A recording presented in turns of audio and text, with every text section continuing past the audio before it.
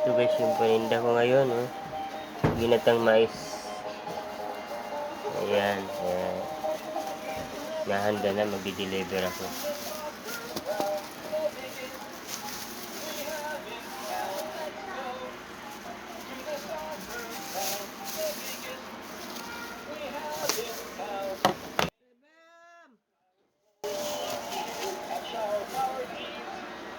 Ano to?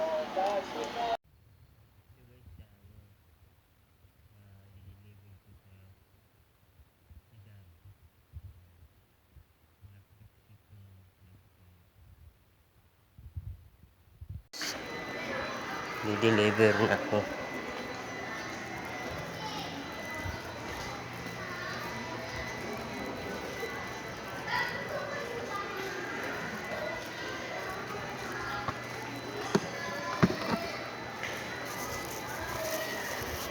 Na tayo sa kapitbahay.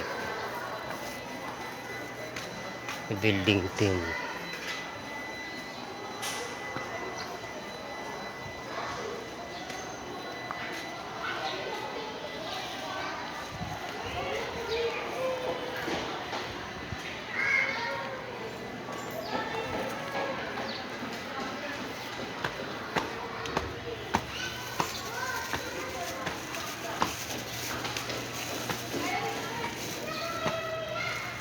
Building 10, 302.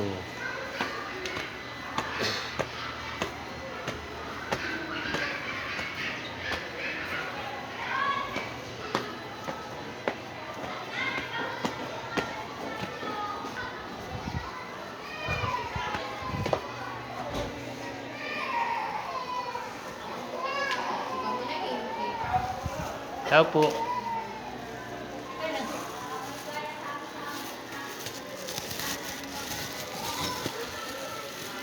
Kay Shan, eh? Shay? Shy? Shy, doon na sa kabila yun. Shay? Shy na no? Kila mama yan eh. Ha? Kila dito wala mama. Ano Ano pangalan? magbasa niyan? 302. Ay, doon. Ay. Isang. Dito. Ano ba yung 308? Shy, ano yan eh. Isang yan eh. Ano yan eh. Tao po.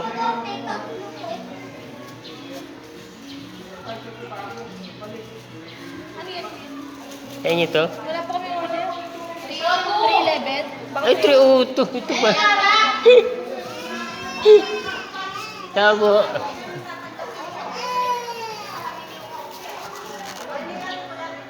Ang dami kong mali.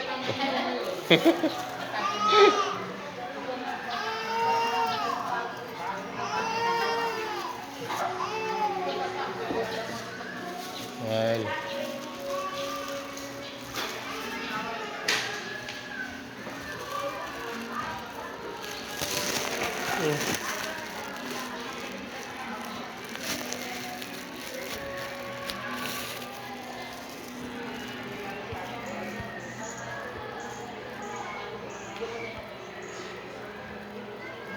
Hindi tayo huminto.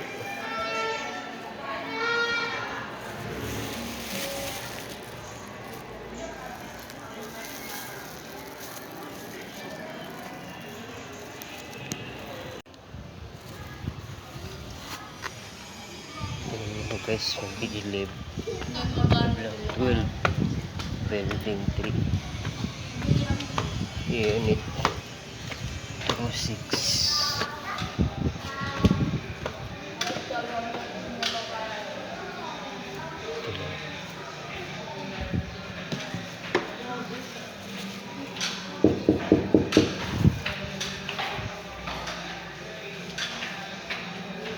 Ay, sarado. Walang tao. Ha? Punta ka padlock. Ano bang building yun? 206. Doon po yung building 3 eh. Ay, 3. Doon. 1 pala 2. Sorry. Tangi.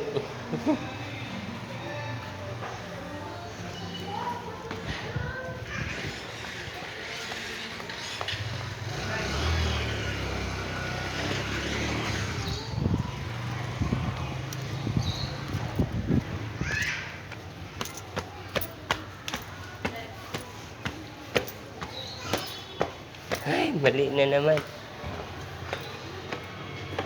Hirap talaga.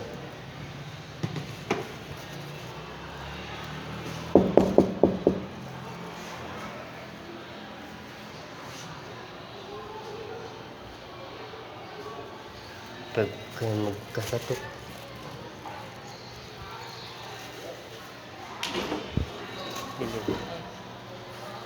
Salamat. So, i-deliver naman ako sa Sidar. Medyo malayo-layo yung puntahan ko. Ay, grabe. Pasok ka ng gabi. Alas 5 ang pasok ko mamaya. Lalabas ng alas 5 ng umaga. Tutulog ako alas 6. Hanggang alas 11. Ganun lang.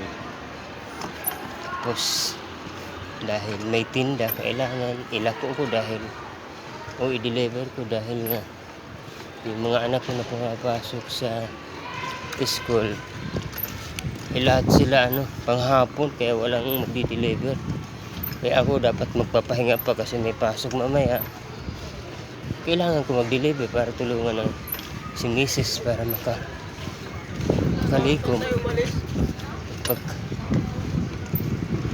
at maubos yung paninda.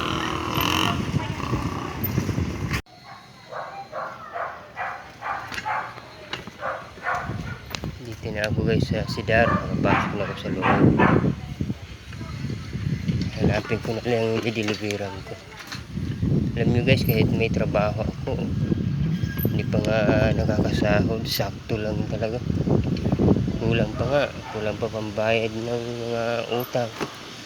Tapos pag may natitira naman, ito yung papaikutin namin para palagi may pambili ng pagkain. Halimbawa may natira 500, ititinda ko yan para makasurvive ng 2 linggo bago sumahod. Ngayon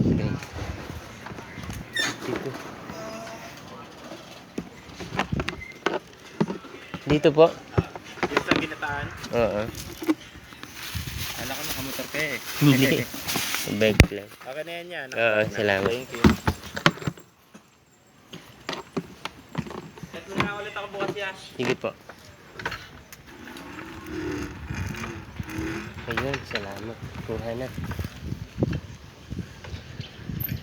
Ay, hirap na isipin kapag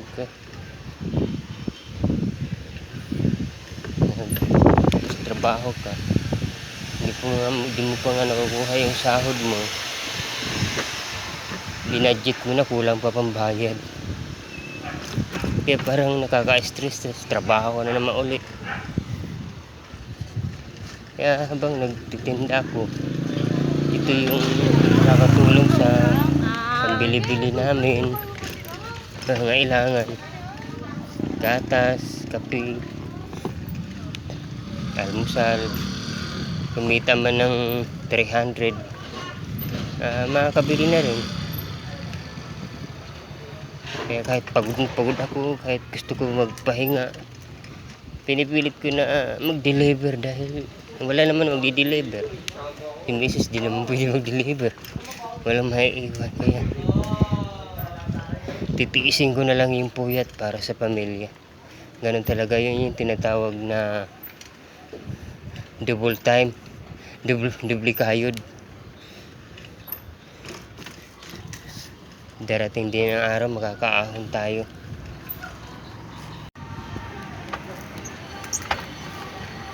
Balik na naman ako sa disiplina kasi may deliver ulit ako dito.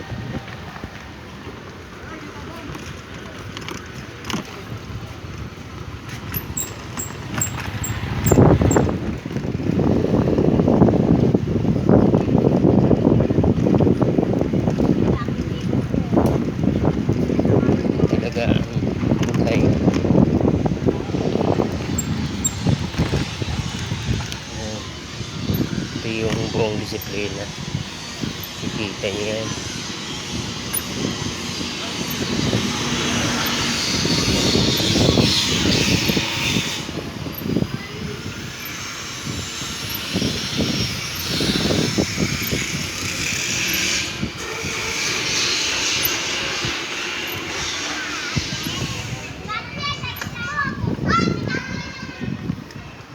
Lawak pa yung papunta doon.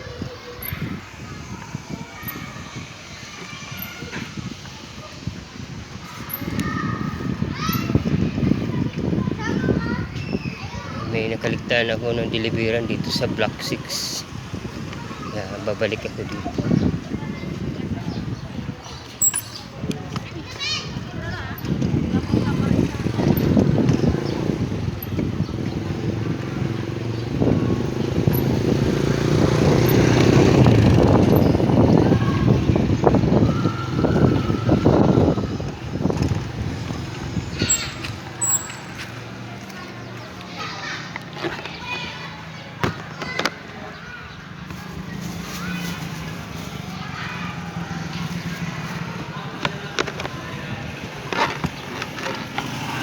Block 6 Building 2 102.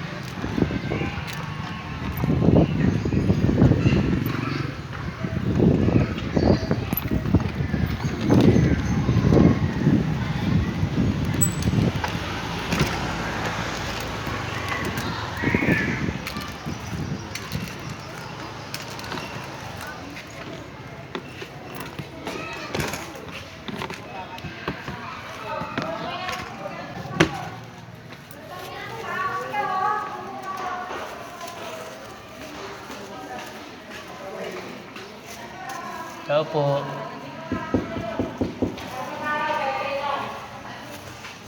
Wait lang po, kuya.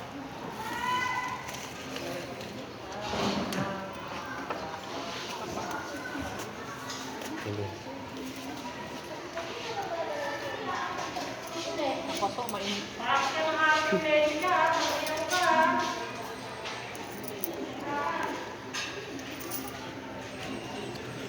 Yan. Salamat. Sa dami.